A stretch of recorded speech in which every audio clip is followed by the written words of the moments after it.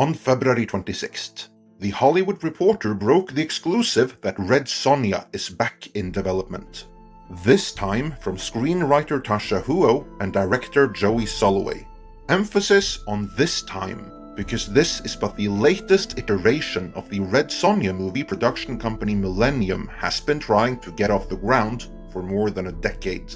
In this editorial, I will first go through who Red Sonja is and her past history on film, before going through this movie's troubled history and how this latest iteration differs from those that came before. Finally, I will explore whether or not there will be any connections to Conan the Barbarian. The original incarnation of Red Sonja first appeared in the 1934 story Shadow of the Vulture by Robert E. Howard. In this story, however, Red Sonja was a 16th century Russian gunslinger.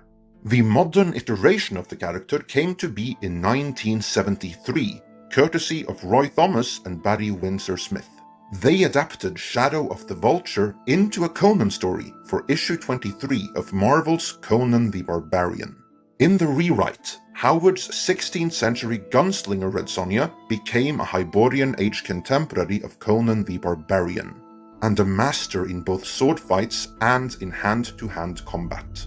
Her iconic chainmail bikini made its debut in her next appearance, courtesy of Spanish artist Esteban Maroto.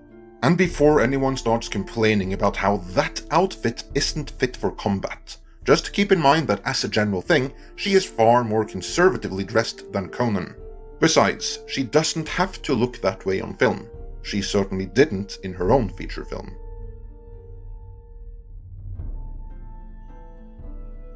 Red Sonja made her live-action debut in the 1985 feature film Red Sonja. It was helmed by Richard Fleischer, who had previously directed Conan the Destroyer, and it starred Arnold Schwarzenegger as, well, not Conan, because of rights issues. Although, that is who he was meant to be, in all but name. But, back to Red Sonja. That movie also introduced Brigitte Nielsen as Red Sonja, and through no real fault of hers, the movie was an unmitigated disaster, both creatively and financially. In 1998, Red Sonja appeared in one episode of the family-friendly Conan the Adventurer series, where she was portrayed by Angelica Bridges, through no fault of hers. That is also nigh on unwatchable by modern standards. Although Red Sonja has yet to make her live-action return, it's not for lack of trying.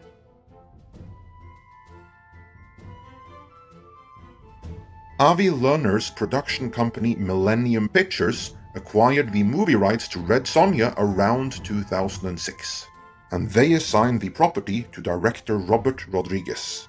Rodriguez wanted to cast his then-girlfriend Rose McGowan in the lead role and released the movie in 2009. Rodriguez has a history of making movies fairly quickly, so if Millennium had merely outsourced production to Rodriguez Troublemaker Studios and provided him with the funding needed, that version of the movie would probably have been made. Instead, Millennium withheld the funding and kicked the can down the road, and not too long after, they acquired the rights to make the Conan the Barbarian reboot, which would eventually star Jason Momoa. For more details on that, do check out our interview with Fredrik Malmberg, the keeper of the Conan legend. But when Millennium acquired the Conan rights, Red Sonja was put on the back burner. They wanted to see how Conan worked out for them first. While they waited, Rose McGowan was reportedly in a car crash, which left her with permanent nerve damage in one of her arms. The arm was still functional on a day-to-day basis, but stunts and sword wrangling like what would have been required in the role of Red Sonja was out of the question. And so she dropped out, opting for a less demanding role in the Conan movie instead. Millennium then wanted Megan Fox to replace her as Red Sonja, but she never signed on, and Robert Rodriguez eventually dropped out. They then hired Con Air and eventual Expendables 2 director Simon West to helm the movie, and Avi Lerner had his sights set on Amber Heard to take on the role of Red Sonja. But then their Conan reboot underperformed in a big way, and in the aftermath of that, the Red Sonja movie also fell apart. Unlike the Conan rights though, Millennium held on to the Red Sonja rights, determined to make the movie happen in some fashion. It stayed firmly in development hell for the next few years, but in the aftermath of Wonder Woman being a hit, Red Sonja was back on. In November of 2017, Avi Lerner told Deadline Hollywood, "We have been waiting for the right time for this remake, and with the success of Wonder Woman, the audience has spoken. They want female heroes." They then hired Ashley Edward Miller to write the script, and 1 year later, in the fall of 2018, they locked down Bryan Singer to direct. Under normal circumstances, a high-profile director like Bryan Singer wouldn't be within the studio like Millennium's reach. But the bad press surrounding him and the accusations leveled at him had closed so many other doors that Millennium seemed viable. However, the bad press surrounding Bryan Singer wouldn't end. On the contrary, it escalated to the point where he and everything he was involved with became a hot potato. There may have been other issues as well, but in any event, that iteration of Red Sonja also imploded.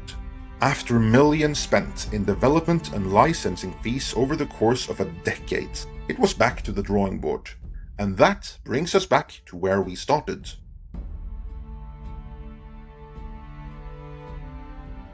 On February 26th, The Hollywood Reporter broke the exclusive that Red Sonja is back in development, this time from screenwriter Tasha Huo and director Joey Soloway.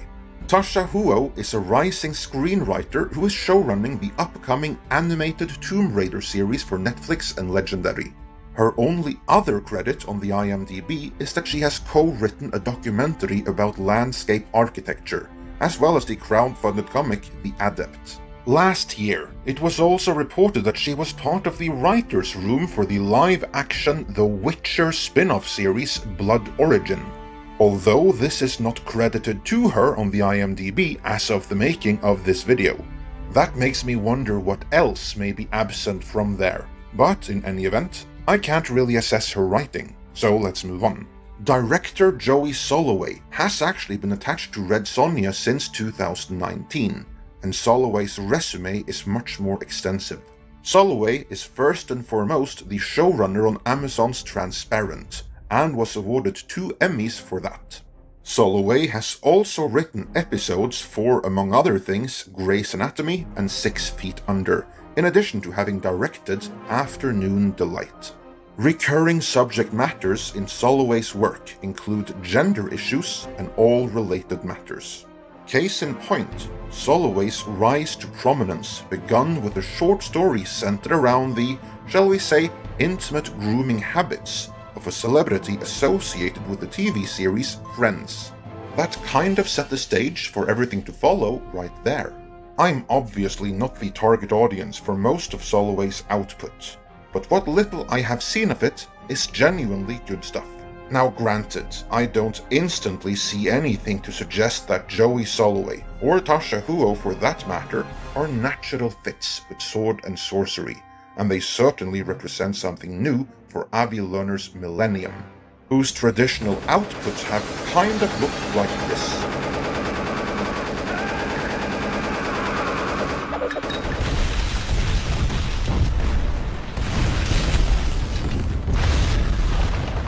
This movie, if made, will no doubt represent something of a departure from that, and I do believe that is intentional. This iteration of Red Sonja certainly differs from all previous and failed iterations, simply by virtue of who is making it and what they represent. In my opinion, and I stress, this is my opinion, I think Millennium have concluded that the Red Sonja movie written or directed by the people they usually like to work with, most of whom happen to be men, simply won't fly in this day and age. I think their view is that the only way to sell a Red Sonja movie today, and to avoid the Twitterati having a field day with it, is to sell it as a statement and something empowering. And the best way to do that is by having someone like Huo and Soloway take lead on it. But will that be enough to seal the deal?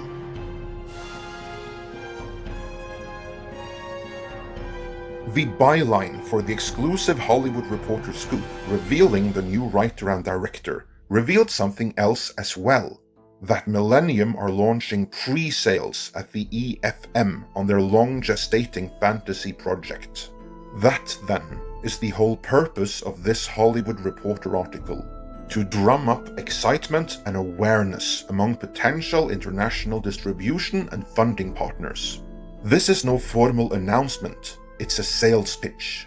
It is through pre-sales that they intend to raise the funding needed to make the movie, and only when they have that will it end up getting greenlit. That sales process kicked off at the EFM, but it doesn't end until they have the pre-sales needed to proceed. Or they realize the necessary pre-sales won't be forthcoming, in which case they'll scrap everything and go back to the drawing board. Again, I haven't heard anything one way or the other about how brisk pre-sales have been thus far, but until we hear otherwise, let's assume this iteration is still on. If it happens, will it feature a certain barbarian?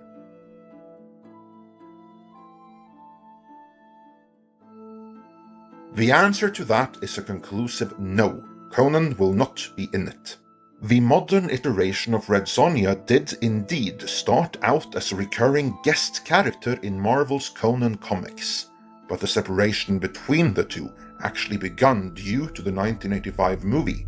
For that, a separate corporate entity was created, so as to be able to lease the Red Sonja movie rights independently of Conan. Both Red Sonja LLC and Conan Properties had the same corporate owners at this time, but as the years went by, a series of different acquisitions happened in which the two ultimately ended up with different owners. Hence, Dynamite Comics now have the comic book license for what was originally a Marvel character, while Marvel only recently reacquired the Conan comic book license. Red Sonja, however, remains off limits to them. In the past 20 years, Conan and Red Sonja have only crossed over in the comics twice, and just as many hoops had to be traversed to make that happen as to have Conan cross over with Wonder Woman or the Transformers crossover with Star Trek. In the comics, you can get away with stuff like that, but movies are a different ballpark altogether. So, like the 1985 movie, I wouldn't be surprised if this movie ends up having a replacement Conan, but it won't have the real deal. On the note of Conan though, I do have a recommendation.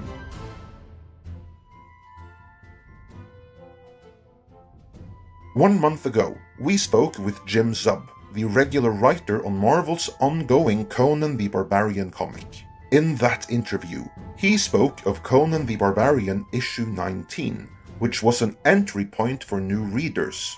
Between that interview and the making of this video, issue 19 has been released, and in my honest opinion, it is indeed excellent. The storytelling is right up there with what Roy Thomas and Chuck Dixon did in Savage Sword of Conan back in the 70s and 80s, as well as with what Dark Horse did in their early days. The artwork by Corey Smith is also brilliant, so if you long back to what comics can be at their best, and want to vote with your wallet for more of that, I do recommend you check it out. With that, let me know what you think of this latest iteration of Red Sonja in the comments.